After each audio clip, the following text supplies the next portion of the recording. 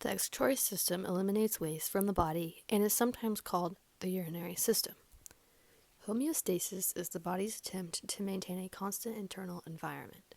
One of the ways we achieve this is by excretion, the process of removing waste and excess water from the body.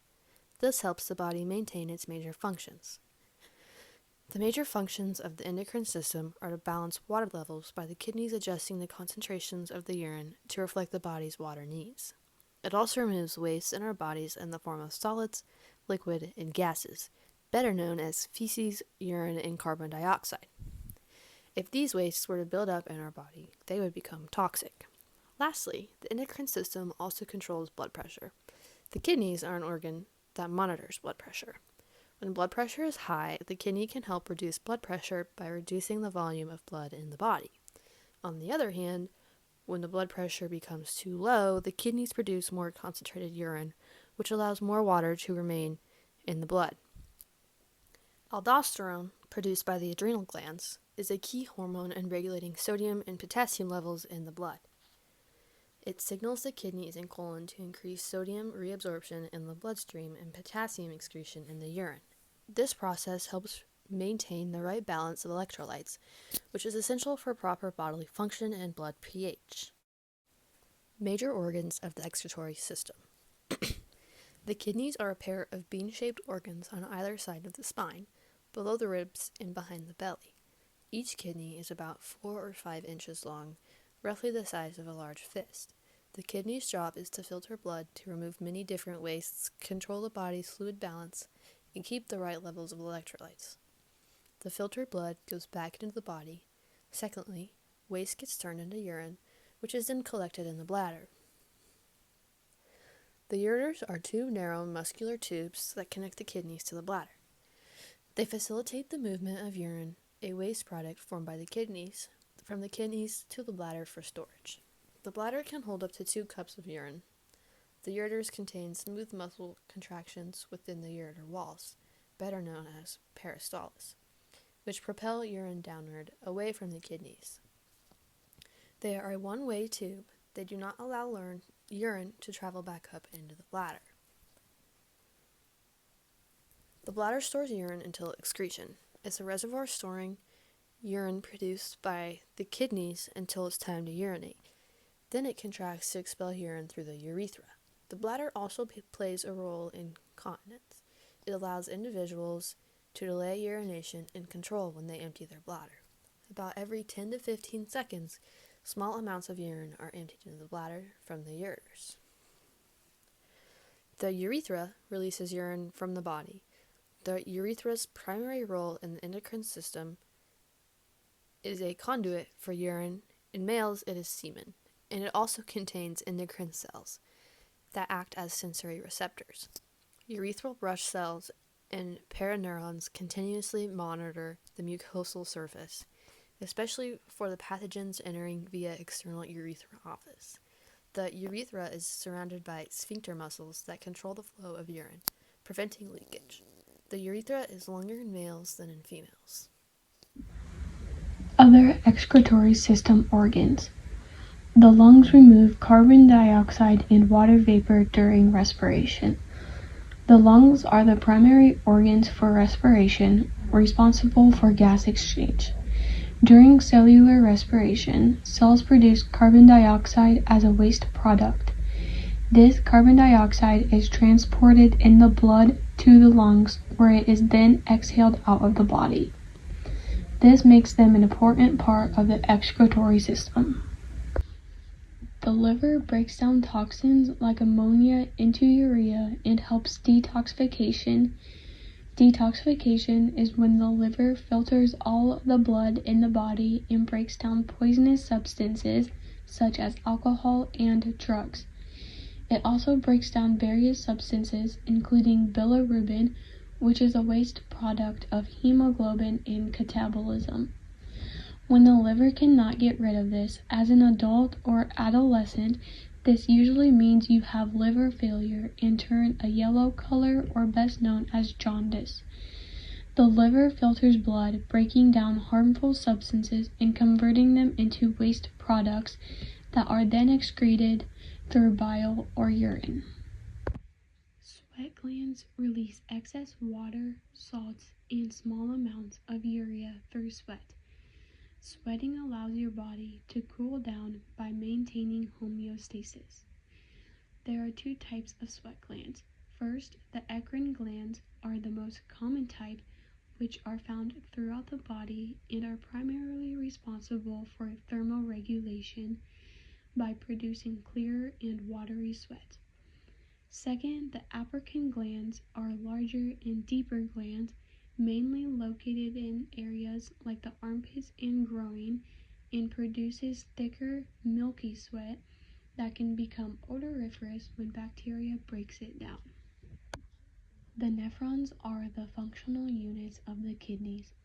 They filter blood, reabsorb essential substances, and eliminate waste products, ultimately forming urine to maintain the body's fluid and electrolyte balance. In a few slides, we will take a deeper dive on how the nephrons work and what is involved with them. The large intestine removes solid waste by absorbing water and compacting undigested material. It also absorbs water and electrolytes from undigested food, forming and storing feces and ultimately eliminating it from the body through the rectum and anus. The rectum, which is the lower part of the large intestine, stores feces until they are eliminated through the anus during a bowel movement. In this section, we will be deep diving into the kidneys and the urinary system. The kidneys and the urinary system go through 3 steps, which is filtration, absorption, and excretion.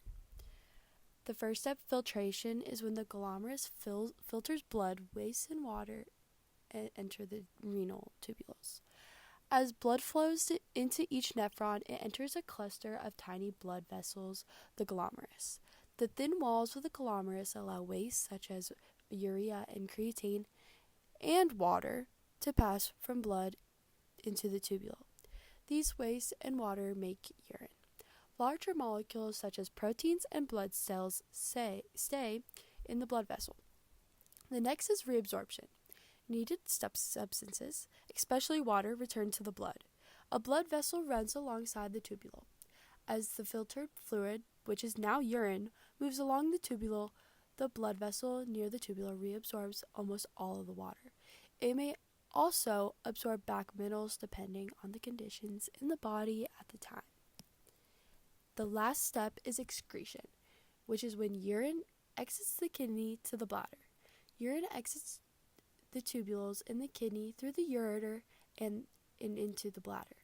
It contains the waste products that are filtered out by the kidney. This is a kidney. Oh yes, oh yeah. Every kidney has 3 distinct layers. The outermost layer is the renal cortex. The middle layer is the renal medulla, and then the renal pelvis is the core of the kidney.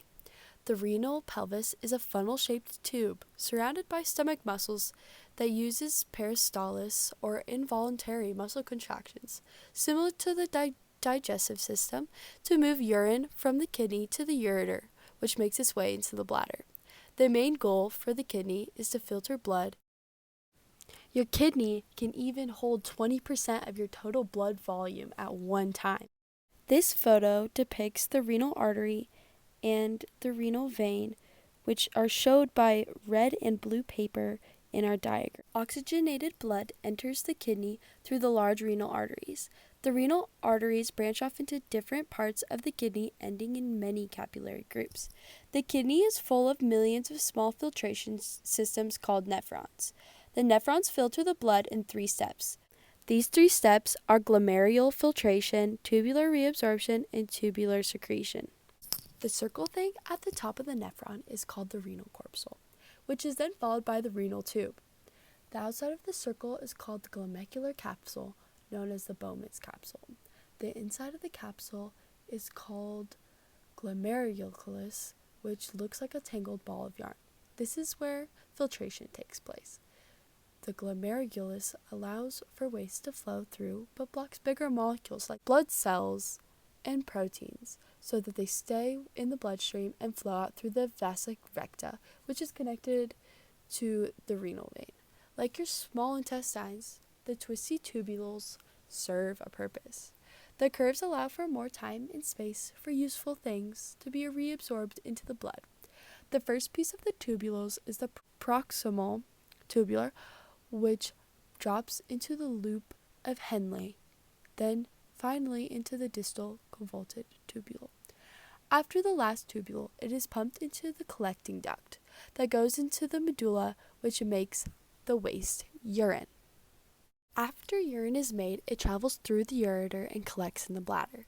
When enough urine fills the bladder, the affected person will go tinkle. This diagram represents the urinary system. The dyed water represents urine, which is created in the kidneys and transports through the tubes called the ureters to a funnel which represents the bladder. The bottom of the funnel represents the urethra. This is a photo of the ureter, which is attached to the kidney. In conclusion, the excretory system is crucial for humans because it helps maintain the body's internal balance by removing waste products and excess substances. This system filters blood to eliminate toxins and regulate essential elements such as water, salts, and electrolytes. By efficiently excreting waste, the excretory system prevents harmful accumulations that could lead to serious health issues, ensuring the body functions optimally and maintains homeostasis.